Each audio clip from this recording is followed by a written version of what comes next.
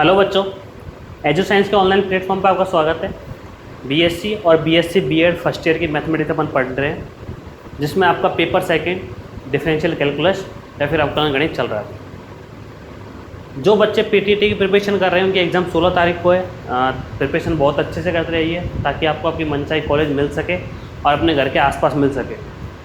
दूसरी बात, जो पीटीटी प्रिपरेशन नहीं कर रहे हैं, जो बीएससी की साइड में आ चुके हैं, जिनका बीएससी बीएड में नहीं है मन जाने का, वो तो अभी से ही अपनी क्लासेस रेगुलर स्टार्ट कर दीजिए।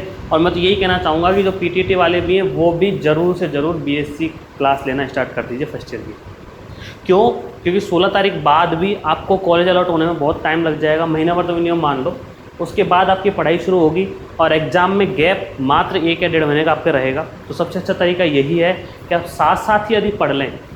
पढ़ना तो है, देखो अब नहीं तो 1-1.5 महीने बाद पढ़ना है, तो आप यदि साथ साथ ही पढ़ते चलें तो आपको आगे जाके इतनी प्रॉब्लम्स नहीं आएंगी। फर्स्ट सेकेंड ईयर और थर्ड ईयर के बैच अपने रनिंग में हैं और बहुत अच्छे से चल रहे हैं। काफ़ी सारे बच्चे ऑल ओवर राजस्थान से जुड़े हैं अपने पास, और यहाँ अब फर्स्ट ईयर की अपनी क्लासेस चल रही हैं ऑनलाइन, जो एजू साइंस ऐप पर भी है और YouTube channel maths by Raunak sir पर भी है। चैनल आपने सब्सक्राइब कर लिया होगा, नहीं किया तो कर लीजिए फिर से, और हर वीडियो को लाइक और उस पर कमेंट डाल दिया करो आपकी कोई क्वेरी हो तो। क्लासेस को बिल्कुल प्रॉपर तरीके से, बहुत अच्छे तरीके से क्लासेस को देखें, ऐसे जैसे कि आपको ऑफलाइन पढ़ना है उसी हिसाब से। आप भी जानते हैं आज की डेट में ऑफलाइन पढ़ना कितना बड़ा रिस्की काम है और हर तरह से डर है। तो यही प्रेफर करना चाहेंगे कि ज़्यादा से ज़्यादा बच्चे घर बैठ के अपने ऑनलाइन पढ़ाई करें और अपनी पढ़ाई को स्ट्रॉन्ग करें। ऑनलाइन पढ़ने के बहुत सारे फ़ायदे हैं। फ़ायदा नंबर 1 जो सुनो, आप यदि ऑफलाइन कोचिंग जाते थे तो आपको 15 से 20 मिनट जाने में लगती है, 15 से 20 मिनट आपको आने में लगती है, और जाने आने के बाद भी आपका बहुत सारा टाइम कंज्यूम हो जाता है। तो मैं मानता हूँ कि 1 घंटे की क्लास के लिए आपके लगभग पौने 2 घंटे ख़राब होते हैं। और जो 1 घंटे की क्लास है ना, उसका जो आउटपुट निकलते आता है, मतलब जितनी उसमें पढ़ाई होती है वो 40 से 45 मिनट्स होती है। मतलब आपने 2 घंटे दिए, उसके बाद आपको 40 से 45 मिनट पढ़ने के लिए मिला। कोचिंग की बात कर रहा हूँ।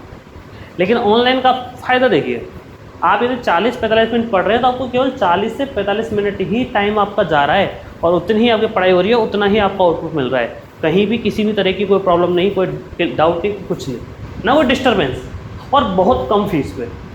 जहाँ जो बाहर काम 10 रुपये में होगा वो यहाँ काम आपके 1 रुपये में हो रहा है। तो हर चीज़ से आप बचने वाले हो। और सेफ्टी की सेफ्टी, कोविड का टाइम ऐसा चल रहा है कि इसमें हर कोई परेशान है और इंसान से डर रहा है उसके पास जाने से, तो ये सेफ्टी की सेफ्टी हो गई। कुछ बच्चों की कंडीशन ऐसी है जो अपनी फाइनेंशियल घर की पोजीशन की वजह से बाहर किसी सिटी में, जयपुर या तो कहीं जाके पढ़ नहीं सकते, उनके लिए बहुत अच्छा गोल्डन चांस है पढ़ने का। तो मैं तो आप सबसे यही कहना चाहूँगा, क्लासेस को रेगुलर लेते रहिए, पढ़ते रहिए। और ये डेमो क्लासेस जो हैं ये यूट्यूब चैनल और एजू साइंस ऐप दोनों पर अवेलेबल है। डेमो क्लासेस जो हैं वो आपकी अभी 30 से 40 मिनट की आपको मिलेंगी, और जैसे ही अपन कोर्स पर आएंगे तो वो क्लासेस फिर वही 40, 50, 55, 1 आवर की लगभग सारी क्लासेस आपकी हो जाएंगी। अच्छे से पढ़ते रहिए, अपने सारे फ्रेंड्स को क्लासेस शेयर कीजिए जितने भी हैं, और रेगुलर क्लासेस लेते रहिए। टाइम 6 बजे का था, पिछले 2 दिन क्लासेस नहीं आ पाई, उसके पीछे भी छोटे मोटे रीजन्स थे, सबके होते हैं पर्सनल, कोई दिक्कत वाली बात नहीं है। अभी अपन को ज़्यादा बहुत पीछे है नहीं, और लगभग जैसे देखा जाए तो ऑल ओवर राजस्थान में 2 या 3 जने ही पढ़ा रहे हैं, जिनमें से एक हम भी हैं। और आपकी पूरी मैथमेटिक्स आपको ऑनलाइन ही करवाई जाएगी। एप्लीकेशन अपना खुद का पर्सनल है और सारी डिटेल आपको वहाँ मिल जाएंगी। यदि फिर भी आपके मन में कोई डाउट है, कोई क्वेरी है, तो आप मेरे इस कॉन्टैक्ट नंबर पर फ़ोन करके मुझसे पूछ सकते हैं। सबसे यही कहना चाहूँगा कि जो फर्स्ट ईयर का व्हाट्सएप ग्रुप बना हुआ है उसमें आप जुड़ें ज़रूर से ज़रूर, ताकि आपको सारी इन्फॉर्मेशन टाइम टू टाइम मिलती रहे और मेरे पास भी आपके कांटेक्ट रहे, ताकि जो भी नई अनाउंसमेंट हो, अनाउंसमेंट के साथ साथ जो भी क्लासेज हों, और उसमें बहुत सारी चीज़ें आपको मिलने वाली है धीरे धीरे जैसे आप जुड़ेंगे। और ऐप में आपको PDF नोट से मिला करेंगे, और साथ साथ आपको बुक लाने की ज़रूरत ही नहीं है। जहाँ आज आप 1700-1800 रुपये बुक पे खर्च करते हैं, उनकी भी आपको ज़रूरत महसूस नहीं होगी, सारी की सारी आपको PDF मिल जाएगी। चलिए, बातें हुई बहुत, अब आते हैं अपने क्वेश्चंस पे। इन्फॉर्मेशन बहुत ज़रूरी है हर चीज़ की। क्वेश्चंस को यदि देखा जाए तो अपन पार्शियल डिफरेंशियल पढ़ रहे हैं, और पार्शियल डिफरेंशिएशन में मतलब आंशिक अवकलन में अपन ने पहले आंशिक अवकलन के बारे में समझा कि होता क्या था वो, और फिर उस del U upon del x या del z upon del x की जो वर्डिंग थी उसकी मतलब समझा, और इन चीज़ों को समझने के बाद अपन कुछ क्वेश्चन डिस्कस कर रहे हैं, उन्हीं क्वेश्चंस को आगे बढ़ाते हैं। बहुत सारे बच्चों की तो डिमांड इस वजह से आ रही है कि क्वेश्चन सर प्रैक्टिस के लिए दीजिए, तो आज से मैं आपको डेली का 1 क्वेश्चन पर डे प्रैक्टिस का दूंगा, और कुछ दिनों बाद 1 क्वेश्चन के बाद 2 क्वेश्चन कर देंगे, फिर 3 क्वेश्चन कर देंगे, ठीक है। तो चलिए क्वेश्चन देखिए आपके, और बहुत ध्यान से देखिएगा। आज जितने भी क्वेश्चन होने वाले हैं सारे के सारे इंपॉर्टेंट हैं और आपके एग्जाम्स में आ चुके हैं।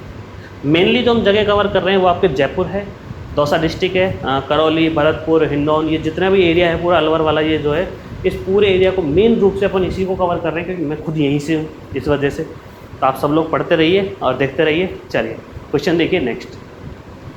देखिए क्वेश्चन आगे, एग्जाम्पल नंबर 6 ले रहे हैं, और मैंने आपसे कहा था कि आपको JPH की बुक फॉलो करनी है। JPH की बुक में सारा प्रॉपर तरीके से मेथड दिया हुआ है और उसी से आपको सारे क्वेश्चन कराए जाते हैं। एक बात और, मैंने आपसे पहले भी कहा था कि मैं दोनों क्वेश्चन आपको कवर कराऊंगा। अब ये दोनों क्वेश्चन और एक क्वेश्चन का सिस्टम क्या है, ये मैं आपको कुछ दिनों में बताने वाला हूँ। एक बार सारे बच्चे एक साथ कलेक्ट हो जाएँ, उसके बाद अपन इस चीज़ को समझाएंगे कि दोनों क्वेश्चन और एक क्वेश्चन में फ़र्क क्या है। चलिएगा शुरू करते, देखते जाइए।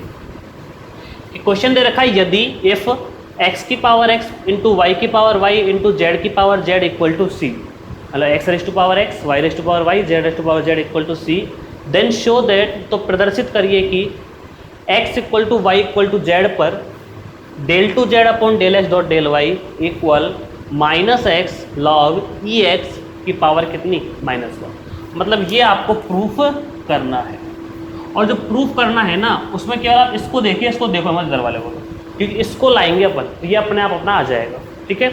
अब गिवन क्या है, x की पावर x डॉट y की पावर y डॉट z की पावर z। उस सन 1999 में और 2005 में क्वेश्चन आया था, इसमें आ चुका है। बहुत अच्छा क्वेश्चन है और बहुत ध्यान से समझिएगा। 1999 में आया था तब तो आप में से कोई शायद होगा ही नहीं, और 2005 में आया है तो 2005 में लगभग आप सभी हो गए होंगे जो देख रहे हैं, ठीक है। चलते रहे, एक कंडीशन दे रखी है x equal to y equal to z. इसका अपन यूज करेंगे कब, सबसे लास्ट में, कि x बराबर y बराबर z, कुछ भी हो सबके जगह क्या रख देंगे, x रख देंगे। क्यों, क्योंकि आंसर अपना x में आ रहा है। चलिएगा, दिया क्या है, सॉल्यूशन देखिए इसका, कि दिया है या फिर आपको गिवन है, क्या गिवन है कि sir x raise to power x, y raise to power y, z raise to power z equal to कितना है, c, ठीक है। अच्छा, यदि आप यहाँ ध्यान दें तो अपन को लाना क्या है, del two z upon del x dot del y. इसका मतलब क्या होता है एक्चुअल में यार, इसका मतलब ये होता है कि z का पहले y के रेस्पेक्ट में किया गया होगा पार्शियल डेरिवेटिव, मतलब z का y के सापेक्ष आंशिक अवकलन किया गया होगा, फिर z का x के सापेक्ष पार्शियल डेरिवेटिव किया गया होगा, मतलब z का x के सापेक्ष आंशिक अवकलन किया गया होगा। मतलब सारा काम किस पे अप्लाई हो रहा है, z पे। तो हमें भी कौन चाहिएगा, z चाहिएगा। सारा काम यदि z पे हो रहा है तो हमें भी किसकी ज़रूरत पड़ेगी, z की। तो सबसे पहले आप इससे z निकालिए, और वो z क्या आने वाला है कि सर z की power z equal to c upon x की पावर x इंटू वाई की पावर y। क्लियर आता है। अच्छा, z क्या है, वेरिएबल है, और z भी क्या है, वेरिएबल। ये वेरिएबल वेरिएबल वेरिएबल मतलब चर की घात चर है, चर की घात क्या है, चर। और चर की घात चर जब होती है, वेरिएबल की पावर वेरिएबल, जब भी आपको ये दिखे मैथमेटिक्स में, तो एक फंडा आपके माइंड में आना चाहिए, वो है लॉग। जब आपने डिफरेंशिएशन किए होंगे 12th क्लास में, या फिर 12th क्लास में जब आप अवकलन पढ़ के आ रहे होंगे, तो चर की पावर चर आपको जहाँ भी दिखा होगा वहाँ आपने लॉग लिया होगा, उसके बाद ही उसका अवकलन क्या होगा, डायरेक्टली उसका अवकलन नहीं होता है। तो यहाँ भी हम क्या करेंगे, इसका लॉग लेंगे। तो चर की पावर चर या वेरिएबल की पावर वेरिएबल जहाँ भी दिख जाए, आप क्या करोगे, लॉग लो। क्या लेने पर भैया, इक्वेशन नंबर 5 दे दिया, लॉग लेने पर। तो क्या आएगा, लॉग। लॉग से फ़ायदा क्या होता है कि सर लॉग है ना सबको अलग अलग कर देता है, c अपॉन एक्स की पावर x डॉट वाई की पावर वो। अच्छा, जेड आ गया, देख घात, लॉग में पावर कहाँ आ जाती है आगे, इक्वल।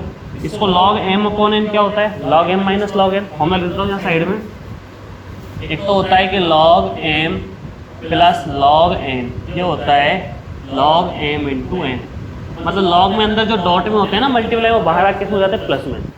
अच्छा, एक होता है log m minus log n, ये होता है कितना, लॉग m अपॉन n। और एक होता है लॉग m की पावर n, तो पावर लॉग में कहाँ आ जाती है, आगे, और आगे से कहाँ चली जाती है, पावर। बचपन के फॉर्मूला है, कोई नया नहीं है, ठीक है। तो लॉग m अपॉन n है, तो log में जो डिवाइड में होता है वो किसमें आ जाता है, माइनस में। तो आप क्या लिखोगे, log of c minus log x की पावर x डॉट y की पावर y।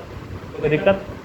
यहाँ आप क्या लिखने वाले हैं, z dot log z equal log c minus log dot लग रहा है और डॉट वाले किस में आ जाते हैं, प्लस में आ जाते हैं, मल्टीप्लाई वाले प्लस में और डिवाइड वाले माइनस में। तो आप लिखेंगे log x की power x plus log y की पावर y, मतलब z into log z equal log of c minus x power आगे आएगी तो x log x, y power आएगी y log y, क्योंकि माइनस प्लस माइनस हो गया और इक्वेशन नंबर आपने इसको दे दिया, ठीक है। z आ गया ना ये, लेकिन z नीचे मुझे क्या चाहिए, del two z upon del y del x, मतलब एक बार y के सापेक्ष और एक बार x के सापेक्ष। जब भी आप इसको सॉल्व करने लगेंगे तो आपको कहीं ना कहीं del z upon del x की जरूरत पड़ेगी, तो उसे अपन पहले से करके देख लेते हैं ना क्या आएगा। तो देखिएगा कि x के सापेक्ष आंशिक अवकलन करने पर, x के सापेक्ष आंशिक अवकलन करने पर, मतलब taking partial derivative with respect to x। तो क्या लिखेंगे आप ध्यान से देखिए क्वेश्चन को एक करना कि डेल अपॉन डेल एक्स, ये लीजिए del upon del x z dot log z equal log c का 0 minus del upon del x x log x, और इसमें वाई लॉग वाई इसका क्या होगा 0। अब एक दिमाग में क्वेश्चन आपके आ रहा होगा, मन में कूद रहा होगा क्वेश्चन कि सर आपने वाई वाले का तो 0 कर दिया, लेकिन आपने जेड वाले का 0 क्यों नहीं किया? यहाँ भी तो ओनली जेड ही है, और पार्शियल डेरिवेटिव या आंशिक अवकलन यही तो कहता है कि भैया जिसके सापेक्ष कर रहे हो, जिसके रेस्पेक्ट में कर रहे हो उसका तो 0, और सॉरी जिसके रेस्पेक्ट में कर रहे हो वो तो वेरिएबल, और उसके अलावा सारे के सारे क्या कांस्टेंट, उनका डेरिवेटिव 0। यहाँ वही है कि y का 0 कर दिया, c का 0 कर दिया, लेकिन z का 0 क्यों नहीं किया? क्योंकि z जो है ना वो z x का फंक्शन है। ये रहा z किसके पदों में लिखा हुआ है, x के पदों में, मतलब जो z हो गया ना वो फंक्शन हो गया किसका, x का और y का। तो z की पावर z जो है वो x और y का फंक्शन है, मतलब z जो है वो x का फलन है। z x का फलन होने का मतलब z में x है, और z में x है मतलब z का डेरिवेटिव होगा x के सापेक्ष, ठीक है। चलते जाओ, कैसे करोगे भाई, u इंटू वी से क्या होता है, u इंटू वी का पहला स्थिर दूसरे का अवकलन प्लस दूसरा स्थिर पहले।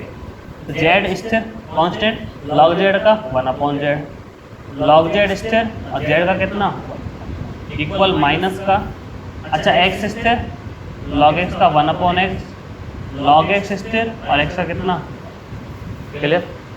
चलते जाइए आगे देखिए, इसको लिखोगे क्या, z से z कैंसिल हो गया, 1 बचेगा तो 1 प्लस log z। अच्छा एक चीज़ और, z का del z upon del x भी तो होगा भाई, z का del z upon del x भी तो होगा, तो del z upon del x यहाँ भी आएगा क्योंकि z स्थिर log z का 1 upon z del z upon del x, और log z स्थिर z का 1 और फिर कितना आएगा साथ में del z upon del x. दोनों में क्या लिख दिया मैंने, del z upon del x equal minus का साइन। तो ये हो गया 1 plus log z del z upon del x equal minus 1 plus log x, ये आ गया भैया del z upon del x equal minus का 1 plus log x upon 1 plus log of. Equation number आपने इसको दे दिया 2। ये del z upon del x की वैल्यू आ चुकी। लेकिन मुझे क्या चाहिए, मुझे del z upon del y भी चाहिए। तब इसका इक्वेशन नंबर 2 का, ये 2 तो पहले आ चुके हैं, 3 दे दो इसे। इक्वेशन नंबर 2 का अपन y के रेस्पेक्ट में भी करेंगे। तो आप लिखेंगे समीकरण 2 का y के सापेक्ष क्या करने पर, आंशिक अवकलन करने पर, आंशिक अवकलन मतलब taking partial derivative of equation number 2 with respect to, ठीक है। चलो तो क्या लिखोगे, डेल अपॉन डेल वाई, ये लीजिए del upon del y, bracket में क्या लिखोगे, जेड लॉग जेड। इधर क्या लिखोगे, लॉग सी का 0, इसका 0, इसका करना पड़ेगा है ना, तो माइनस का डेल अपॉन डेल वाई। आप चाहो तो डायरेक्ट भी लिख सकते हो, जैसे ये आया ना del z upon del x 1 plus log x upon 1 plus log z, ऐसे इसका आएगा 1 plus log y upon 1 plus log z. लेकिन फिर भी अपन कर लेते हैं, 1-2 स्टेप लगेंगे समझ में अच्छे से आ जाए। जेड कांस्टेंट, लॉग जेड का 1 z, log z constant, z का 1, और साथ में इसमें भी del z upon del x y आएगा, इसमें भी del z upon del y आएगा। तो बाहर क्या लिख दिया, डेल जेड अपॉन डेल। इधर वही वाई कांस्टेंट, लॉग वाई का 1 वाई, और लॉग वाई स्थिर, और वाई का 1। तो ये आ गया del z upon del y equal minus का साइन 1 प्लस लॉग वाई, और अपॉन में कितना, जेड से जेड कटेगा 1 प्लस लॉग जेड। ये आपके पास दोनों के दोनों आ चुके हैं। इक्वेशन नंबर इसको दे दिया 4। यहाँ तक कोई भी किसी तरह की दिक्कत नहीं होगी, यदि हो तो कमेंट करके बता देना। चलते जाता है आगे। अब ये आ चुका है, लेकिन इसे del z upon del y नहीं चाहिए, इसे क्या चाहिए, del 2 z upon del x del y. मतलब ये इसी का एक बार और x के रेस्पेक्ट में करवा रहा है, मतलब इसी का ये एक बार और x के सापेक्ष करवाना अवकलन चाह रहा है। तो अब क्या करें, समीकरण 4 का x के सापेक्ष आंशिक अवकलन करने पर। तो समीकरण 4 का किसके सापेक्ष, x के सापेक्ष आंशिक अवकलन, ठीक है। Taking partial derivative of equation number 4 with respect to x लिख लिया करो। तो del z upon del y किसके सापेक्ष कर रहे हो, इसका x के सापेक्ष। तो एक बार तो हो चुका है, दूसरी बार होगा del 2 z upon del x del y equal del upon del x लिखोगे, ब्रैकेट में कितना आएगा, माइनस का 1 plus log y upon 1 plus log Z.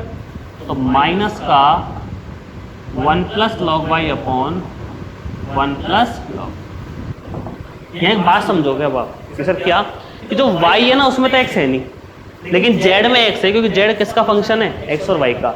z में तो x आ रहा है, लेकिन y में x नहीं है, तो x के लिए y वाला तो कांस्टेंट है, तो वो तो आ जाएगा बाहर। तो माइनस का 1 प्लस लॉग y तो आ गया बाहर। ठीक है भाई साहब, अरे ठीक है, हाँ जी चलो। उसके बाद अब करोगे इसका 1 अपॉन लॉग जेड का। अब सब 1 अपॉन लॉग जेड का क्या होता है, मैं बताऊँ 1 अपॉन एक्स का क्या होता है, कि सर 1 अपॉन एक्स का जो डेरिवेटिव है ना, वो तो माइनस का 1 अपॉन एक्स स्क्वायर होता है।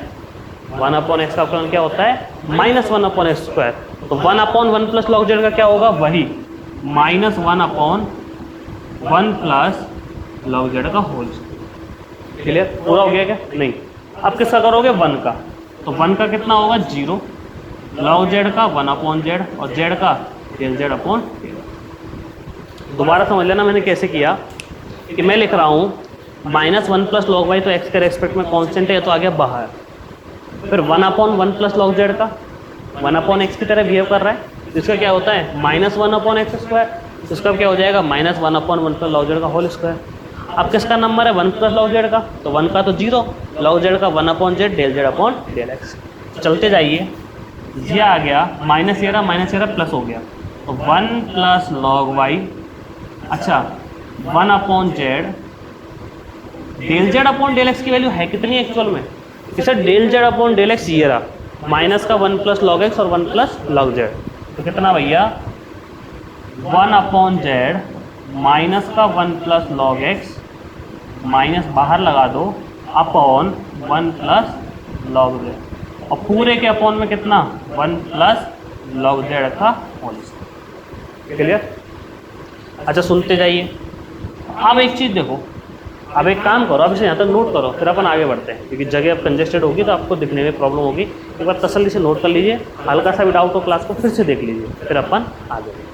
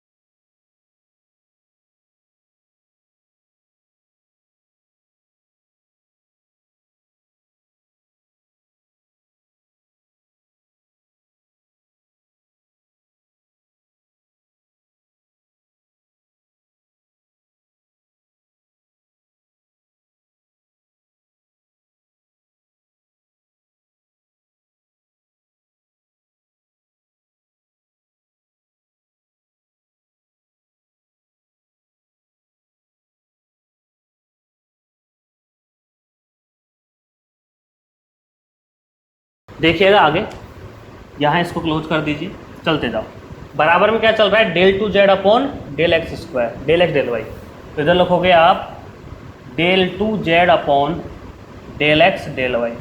अच्छा एक्स को ना ब्रैकेट में लिखना, अंदर अंदर है बाहर नहीं, इक्वल। चलते जाओ, क्या करना है अब, एक्स बराबर वाई बराबर जेड चाहिए, तो आप क्या लिखोगे, एक्स बराबर वाई बराबर जेड पर, एक्स बराबर वाई बराबर जेड, मतलब सब जगह एक्स की और वाई की और जेड की सबके जगह क्या रख दो, एक्स रख दो। चलो तो माइनस का साइन, ये लीजिए माइनस का साइन, 1 प्लस लॉग एक्स, अरे वाई की और जेड की जगह एक्स रखना है, फिर 1 अपॉन एक्स, फिर 1 plus log x upon 1 plus log x, फिर अपॉन 1 प्लस लॉग एक्स का होल स्क्वायर।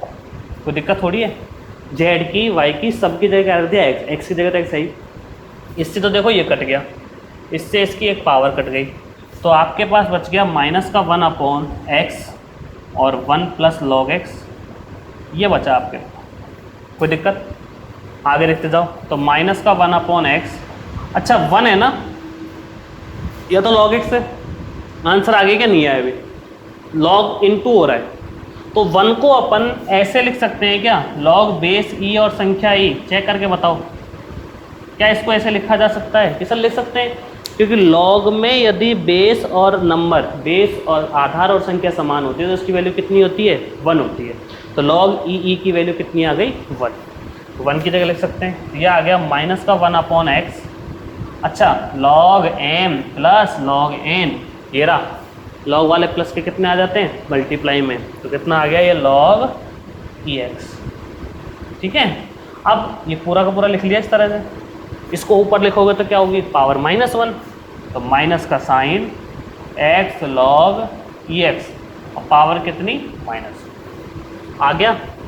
अरे हो गया prove, del two z upon del x into del y, ये पूरा का पूरा आपके पास आ चुका है।